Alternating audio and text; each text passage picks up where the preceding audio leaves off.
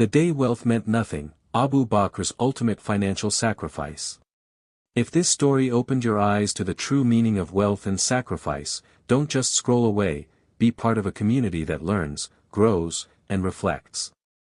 Take 1 second right now to like this video so more people can discover these powerful lessons, and subscribe to the channel for more deep, inspiring stories that combine history, faith, and real-life wisdom. Your support isn't just a click, it helps spread knowledge that can change minds and hearts. In the early days of Islam, wealth was more than comfort, it was security, influence, and survival. Trade routes defined power, and the marketplace shaped social status. In such a world, financial decisions were never neutral, they revealed one's deepest priorities. Among all the figures of that era, one man transformed the meaning of wealth entirely, Abu Bakr. Before embracing Islam, Abu Bakr was known as a successful and respected merchant.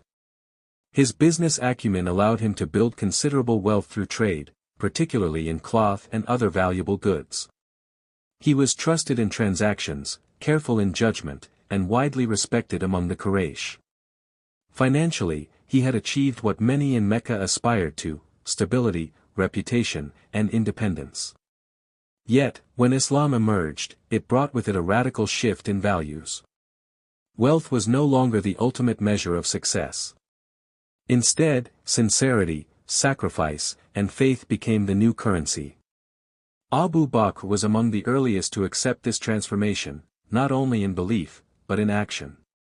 From the very beginning, his financial decisions reflected a profound understanding: money is a tool, not a purpose. One of the earliest demonstrations of this belief came through his support for the most vulnerable members of the Muslim community. At a time when slaves who accepted Islam were tortured and oppressed, Abu Bakr used his wealth to free them. This was not a symbolic act, it was a direct financial sacrifice with no expectation of return. Each purchase of freedom was a deliberate choice to convert material wealth into human dignity. Among those he freed was Bilal ibn Rabah, whose suffering under persecution became a defining image of early Islamic struggle. Abu Bakr's intervention was costly, but it established a principle that would echo throughout history: wealth achieves its highest value when it alleviates injustice. As the Muslim community grew, so did the pressures against it.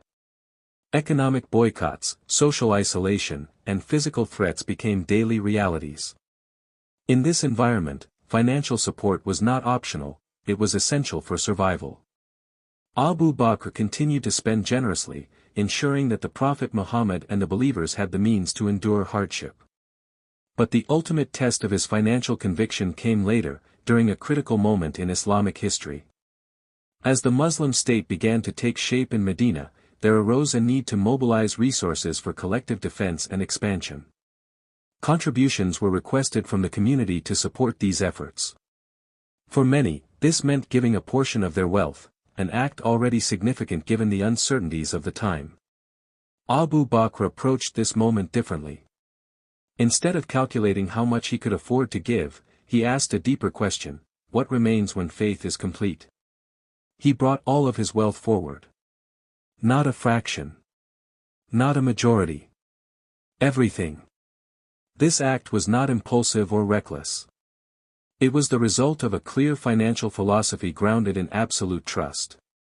Abu Bakr understood risk, perhaps better than most.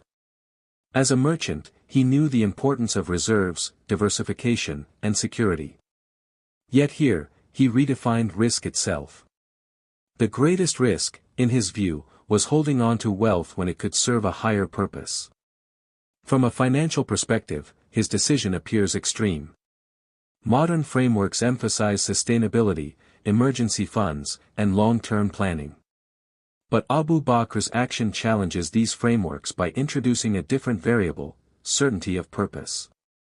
His sacrifice was not about abandoning responsibility, it was about aligning resources with ultimate priorities. He believed that provision ultimately comes from God, and that wealth given in sincerity is never truly lost. This moment also reveals an important economic insight: value is not inherent in money, it is assigned by how it is used. In Abu Bakr's case, wealth transitioned from a private asset to a public force. It strengthened a community, supported a mission, and accelerated a transformation that would impact millions. There is also a leadership dimension to his sacrifice. Financial decisions at the top often set the tone for the rest of society. By giving everything, Abu Bakr removed hesitation from others.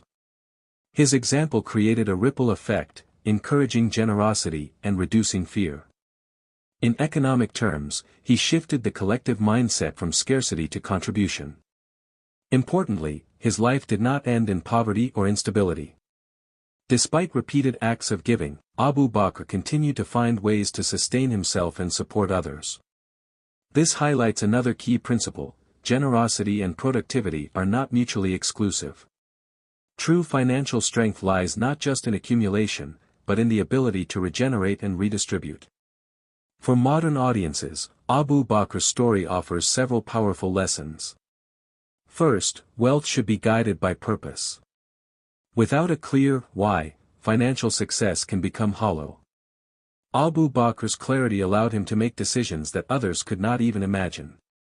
Second, generosity is not a loss, it is a reallocation of value.